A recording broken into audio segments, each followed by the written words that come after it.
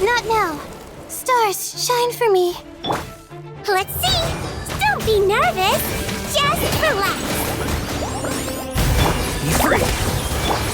Take me out. Bullseye. Let's take a look at elements and elemental reactions in battles. There are 7 elements in Genshin Impact.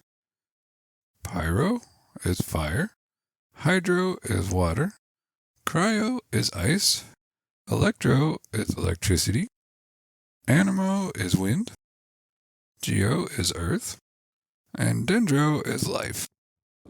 Each character has a specific element that they are attuned to. Their elemental skill, elemental burst, and even their normal attacks may apply this element to enemies and areas around them on the field.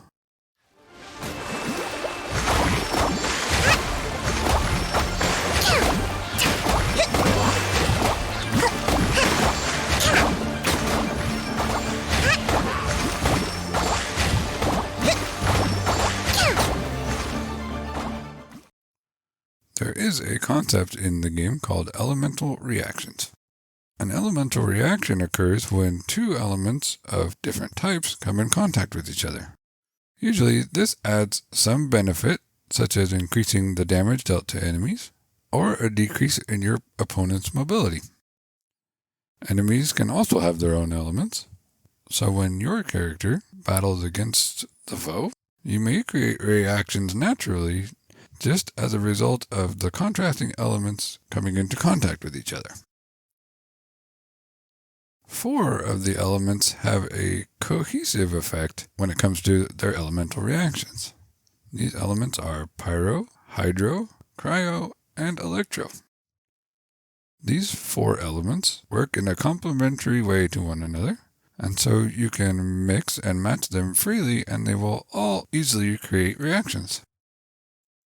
The other 3 elements have a more detached approach: Anemo, Geo, and Dendro. The difference is, Anemo, Geo, and Dendro will not react with one another at all. They instead require one of the 4 cohesive elements in order to create a reaction. Anemo, Geo, and Dendro will all react with Pyro, Hydro, Cryo, and Electro in various ways. However, Anemo will not react with Geo, Geo will not react with Dendro, and so on. If your character happens to be a catalyst weapon wielder, their normal attacks will automatically have elements infused into them. Otherwise, for most characters, normal attacks will only issue physical damage, which does not apply or carry any element with it. Some characters do have special abilities as part of their elemental skill or elemental burst that allows them to apply or infuse their element onto other characters' attacks for a period of time. Each different reaction that is made by a combination of 2 elements provides a variety of benefits.